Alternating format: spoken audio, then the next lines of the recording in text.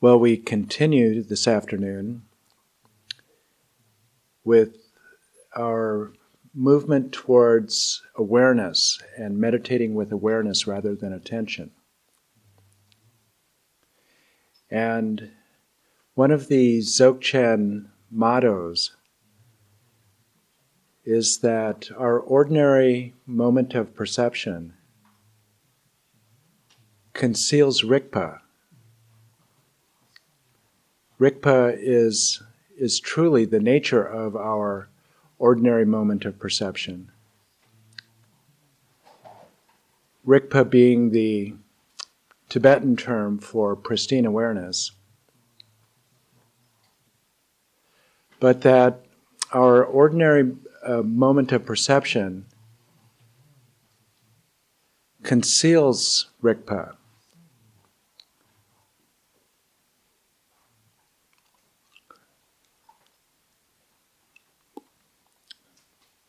So what is it that is at this point preventing us from experiencing the natural state of the mind, which is the nature of Dharmakaya? That is said to be, once we achieve Shamata and remove the 5 obscurations that have prevented us from recognizing the natural luminosity, non-conceptuality, and bliss of Shamata,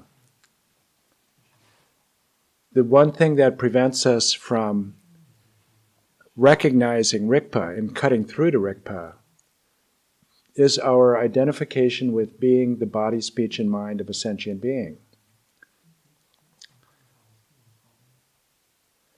So the technique of Dujam Lingpa for cutting through to pristine awareness is called settling the mind in its natural state, or taking the impure mind as the path. Both of these are synonymous.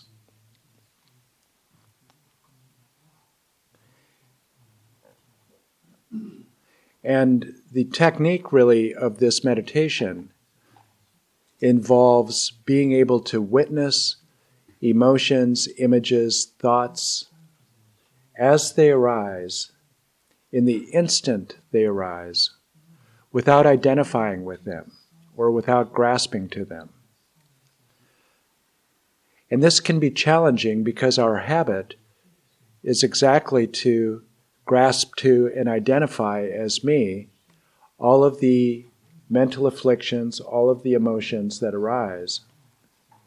And so a technique for developing this impassive witnessing of thoughts as they arise without becoming them is called simultaneous stillness and motion. So what we are trying to do is to maintain the stillness of our awareness as we witness all of the motion of mental appearances as they arise without actually being fused with them, without becoming identified with them.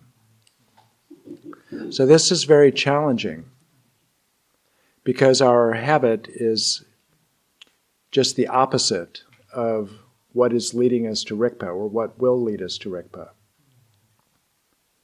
So in order to, before we do that, before we tomorrow go into taking the impure mind as the path and investigating these 4 techniques of Dujam Lingpa for achieving Shamata, we have another afternoon of bridge technique, of working with awareness, but using the familiar object of the breath as a support, you could say.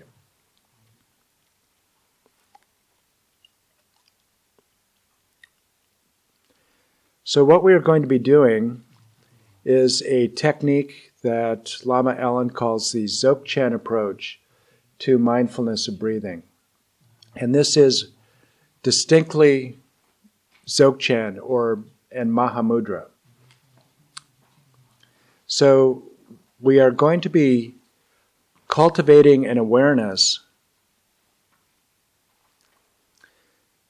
So this technique of Dzogchen approach to mindfulness of breathing is a combination of the practice of awareness, combination of the practice of awareness with a slight awareness of the motion of the breath.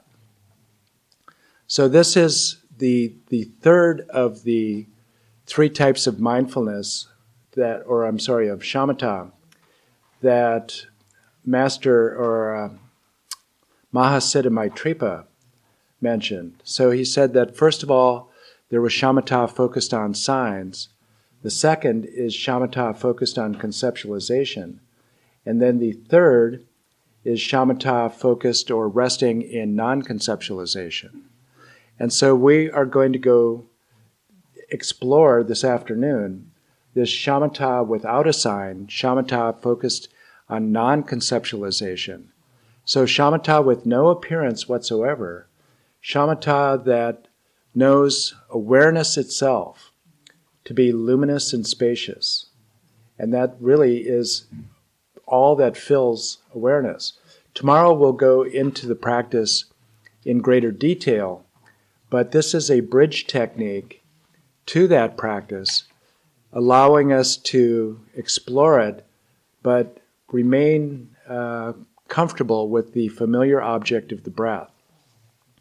So, first of all, we are going to establish basically, to the best of your ability, with very limited explanation right now, so that you can achieve the view by way of meditation, so to speak.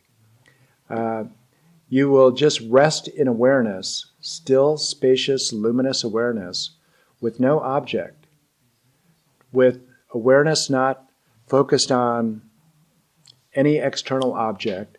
But as you are resting in this awareness of awareness, because you are not deeply in samadhi at this point probably, and in this deep samadhi at the end of shamatha practice, your awareness of the body dissolves basically. You lose all sensory input basically when you actually achieve shamatha.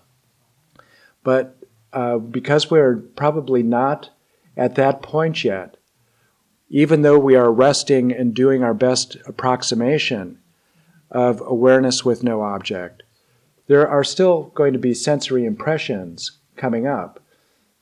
And so the awareness of the breath will rise to meet us without us actually going to look for the breath, as we did with Asanga's method. So Asanga's method, we were very keenly aware of tactile sensations of the breath. And this is what we were really allowing our awareness to illuminate the entire field of the body, so that this is the one thing that we were aware of. Even though our awareness was open and receptive, the field that we were interested in was tactile sensations of the body, and then specifically sensations of the breath. So now we are not going to be looking for any sensations whatsoever, but awareness is very different than attention, because awareness being global and open and receptive, and is able to see many things at one time. So I can see 22 people or so in this room right now, and I realize that all of you are discrete individuals as I am looking at you, and I can see one of the things that awareness does is that it sees patterns and it sees relationships between individual elements. And so I can see all of you here are retreatants. You are all here listening to me speak. It's different than maybe a bird out on the wire outside. That is if I could see that, I would recognize that that is not part of the retreat. So awareness is able to be aware of a multiple of things at once. And so we are going to now try to ask our awareness, and the way that we are going to do this, of course, is with intention. And we are going to set our intention to be primarily aware of awareness itself. The simple fact that awareness is still and spacious and luminous. And that's it. But we are also going to have some leftover awareness. We aren't going to be fully occupied with awareness of awareness, or shamatha without a sign, at this point. And we are going to allow the rhythm of the breath to simply arise to meet us. So the formula for partitioning awareness that Lama Allen has come up with is 80% of our awareness knows awareness to simply be still and spacious. And then 20% of your awareness knows the rhythm of the breath. So it is not going looking for actual sensations of the breath, but it simply knows the rhythm of the breath. And this is what the Buddha had to say in his minimalist advice. And this is cited, the sutra is cited in the Perfection of Wisdom Sutra in 10,000 stanzas. Shariputra, take the analogy of a potter or a potter's apprentice spinning the potter's wheel. If he makes a long revolution, he knows it is long. If he makes a short revolution, he knows it is short. Shariputra, similarly, a bodhisattva, a great being, mindfully breathes in and mindfully breathes out. If the inhalation is long, he knows the inhalation is long. If the exhalation is long, he knows the exhalation is long. If the inhalation is short, he knows the inhalation is short. If the exhalation is short, he knows the exhalation is short. Shariputra, thus a bodhisattva, a great being, by dwelling with introspection and with mindfulness, eliminates avarice and disappointment towards the world. So the important points here are that just as a potter spinning his wheel knows that the revolution of his wheel is long or short, the potter knows it directly. This is not inferential knowing. This is direct knowing. So a potter doesn't, as he's using his wheel, doesn't get out a stopwatch and time the revolution of the wheel and say, oh, that was 0.7 seconds, and then check Google to see whether 0.7 seconds is a long or a short revolution. He just knows it from based on experience that this is a short or a long revolution. And so in the same way, we are going to know the rhythm of the breath and simply know that it is long or short. And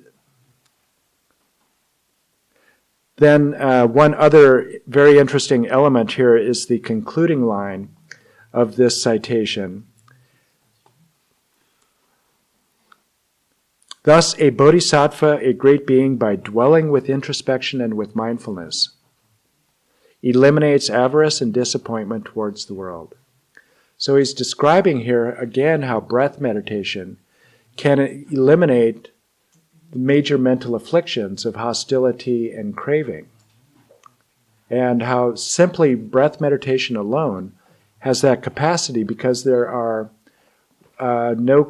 as we are resting simply with breath meditation in a, you could say, non-conceptual state or nominally non-conceptual state, mental afflictions can't go there.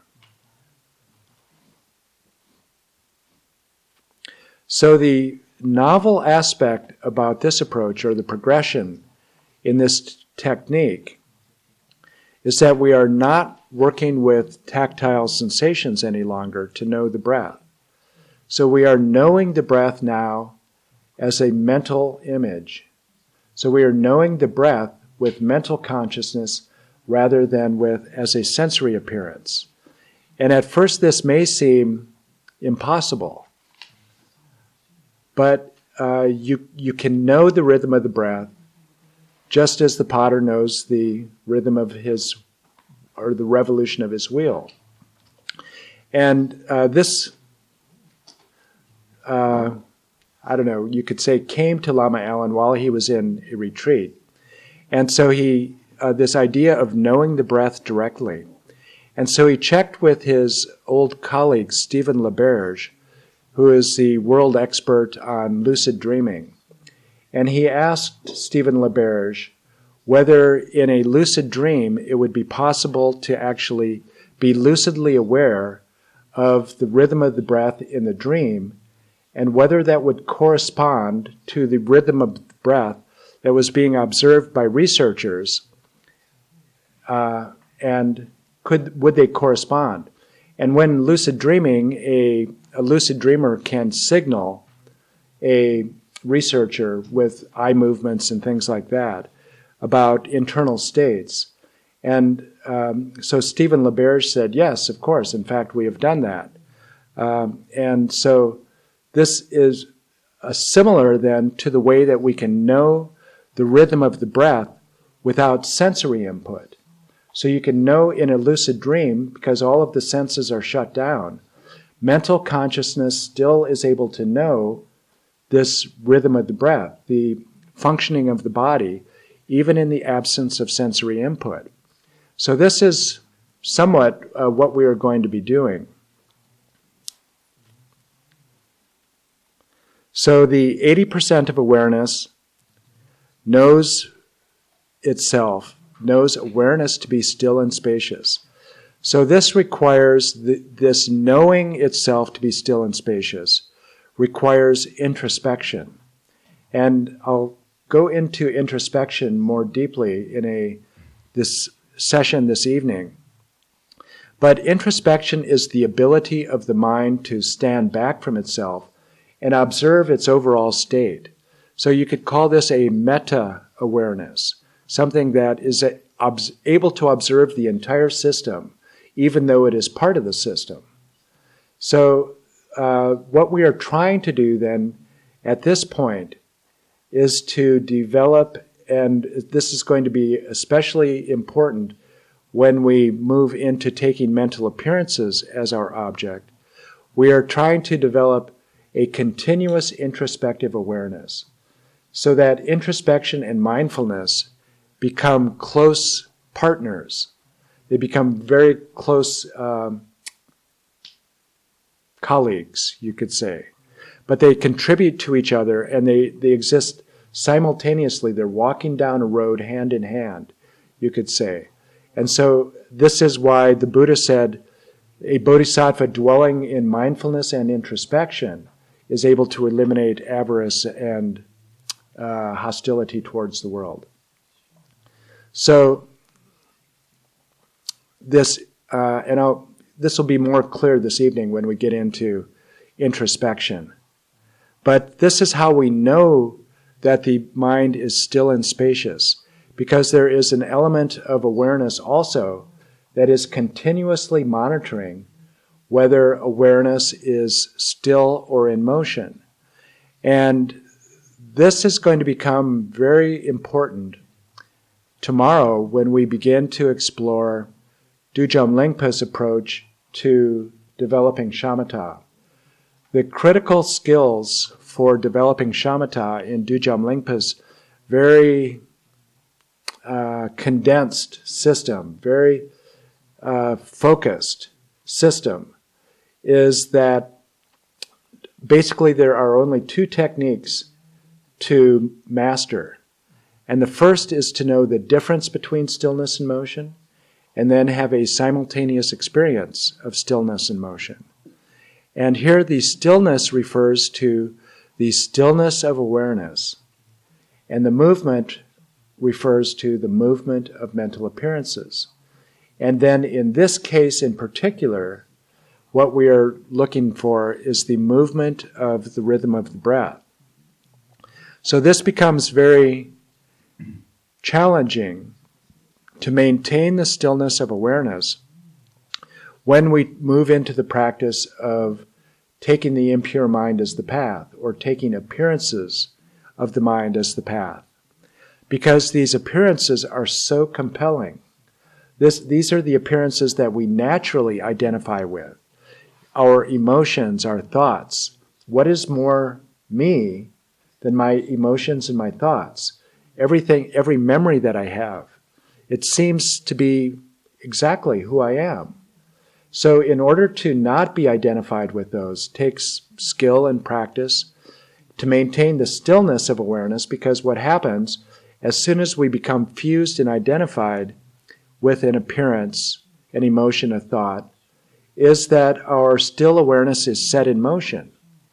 Our spacious still awareness collapses to the size of this thought. So in order to maintain the spacious stillness of our awareness is challenging when we're dealing with mental appearances. And so what we are hoping to do with this practice is to begin to explore the standalone skill of stillness and motion with movement that is not as challenging as mental appearances. So movement that is as familiar and as neutral as the breath. And so this is the basic skill that we are hoping to learn with this practice, is to maintain the stillness of our awareness while that still awareness illuminates the movement of the rhythm of the breath. And this is a practice that you should become very familiar with then over time, so that, and if you can master this, then recognizing the movement of mental appearances without your still awareness being set in motion is going to be much easier.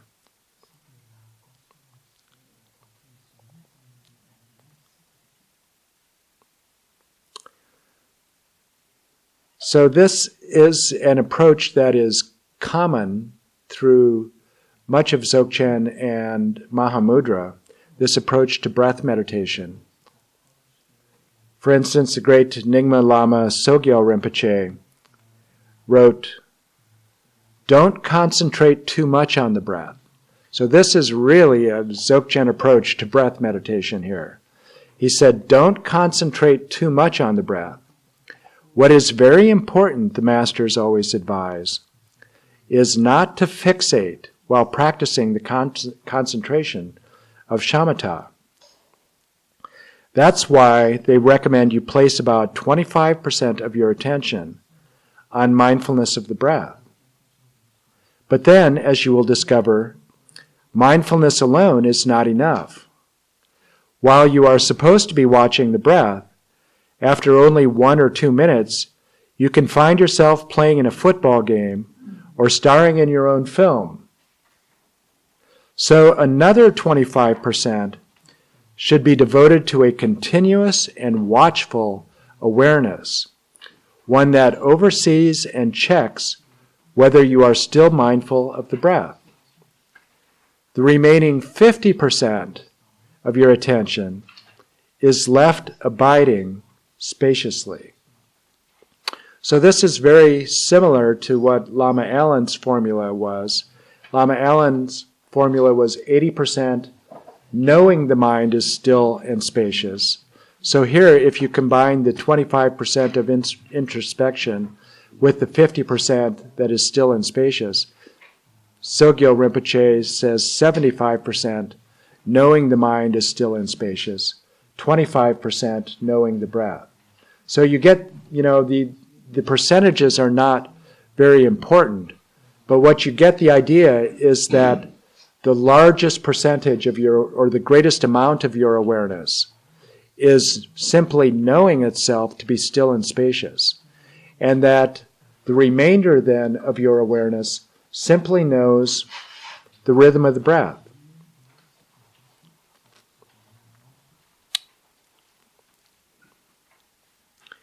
And as the Buddha said,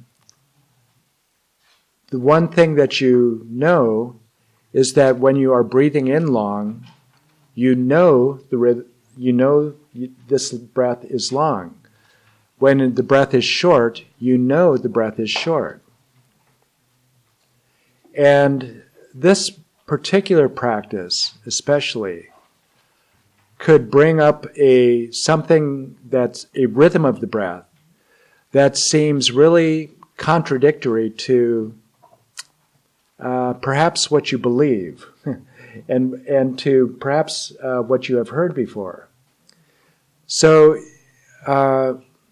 it's very common to believe that as your mind becomes more and more stable, as your awareness remains still, as your just thoughts subside and turbulence of the mind just becomes tranquil, that your breath would become long, that somehow a long breath is associated with relaxation and tranquility. So check that out in your own experience and whether that is true or not. And this is especially, I think, implicit. This idea is implicit or embedded in practices of pranayama.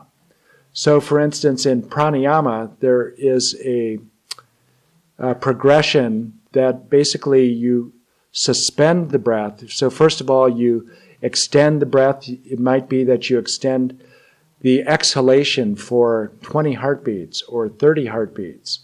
And then there is a suspension of the breath. So I don't advise doing this because you have to be well-trained and have good instruction to do this, or you develop this very powerful wind disorder of lung, as Tibetans call it. But this is the basic approach there, that you extend the breath. So each breath becomes longer and longer and longer. And then eventually you stop breathing. There is no perceptible breath at all.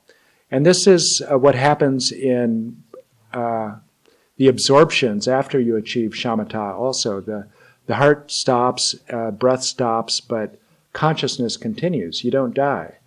But there's no perceptible heart rate.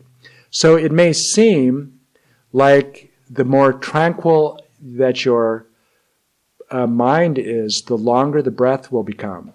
And then we all have the experience also of when we're frightened or anxious, it can be that our breath becomes very rapid and we start panting. So it could seem like calm mind is associated with long breath, and a turbulent mind is associated with short breath. So check that out in your own experience and see whether that is true or not. I think, just to give away the result of your research, what you are likely to find actually is that as your mind becomes more and more tranquil, as it becomes very, very balanced, your breath becomes very short and very shallow. And in fact, it's when your mind is agitated that your breath is long and has great volume. So you're drawing in larger amounts of air when your mind is agitated at greater volume. And when your mind is very perfectly balanced, I think what basically it is that your mind or your brain requires less oxygen. There's less oxygen for metabolism, so that you can just rest with less oxygen. So something very interesting happens. In the Guhya Samaja Tantra, there is, at the very beginning, or very close to the beginning, there is a description of, very, very detailed description of how breathing changes throughout the day, and for how many periods of breath, or how many periods of the day you breathe primarily through the left nostril, then through the right nostril, alternating. But one of the curious statements in that Guhya Samaja Tantra is that there are 21,600 breaths during a day. And if you do the math, that turns out to be a very short cycle of breath. Turns out to be 15 cycles of breath per minute. So a cycle of breath of every 4 seconds. meaning that an inhalation of only 2 seconds and an exhalation of 2 seconds. That, by most people's standards, would be very short. And in fact, my early meditation teachers, I think I mentioned this yesterday, said that the breath should be equalized with 5 heartbeats, so 5 seconds per inhalation and 5 seconds per exhalation. So a 10-second cycle rather than a 4-second cycle. There's a really big difference between those two in the experience of it. So just notice whether this is true for you or not, that when your mind becomes really, really, really stable, and it feels like your awareness is poised on a knife edge of brilliant clarity and stillness, that your breath is very, very shallow, and that it is rapid, and that you just feel, it feels effortless, like there's hardly any breath at all. So Lama Allen's contention is that, so this state where you stop breathing altogether happens in the absorptions of jhana practice. It's called after you achieve shamatha. So in the 4th level of the formless realm. So as you progress your meditation, if you were to do that, as a number of Theravadins do. So Mahayanas say that this going beyond shamatha into the formless realm, the form realm and the formless realm, taking your meditation there explicitly is pointless. But so if you were to do that, that would be the point that you would do it. But Lama Allen's contention is then that as you progress from this very balanced point where you reach 4 cycles per second, all the way to the point where your breath would stop altogether. Basically, it's not that your breath becomes longer and longer and longer, or shorter and shorter and shorter, or you could say the period of the wave, or the number of cycles per minute doesn't change. So he says that all of this progress towards the point where the breath stops, it will continue to be 4 cycles per second. But what happens then is that the volumes becomes less and less and less, so that rather than, that much breath, you're finally requiring only that much breath, but you still be breathing at a rate of 4 cycles per second, even though it's only a sip of breath. And then just notice whether this is true for you also. But in my experience, I have noted, and we will begin our meditation with basically starting with something similar to Asanga's method of breathing, where Asanga's method is working with tactile sensations, but it is awareness, still awareness, illuminating tactile sensations. And then we are going to switch to this still awareness, knowing the rhythm of the breath as a mental experience rather than a tactile experience. So there's going to be a distinct shift in the practice from the mind that is engaging with the breath, is shifting from tactile to the mental consciousness.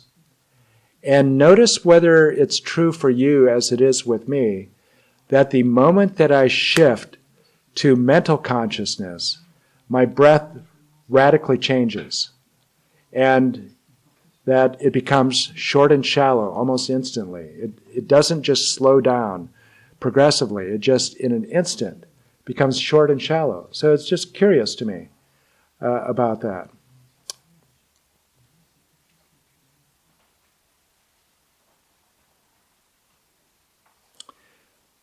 So I think that is enough to do the meditation.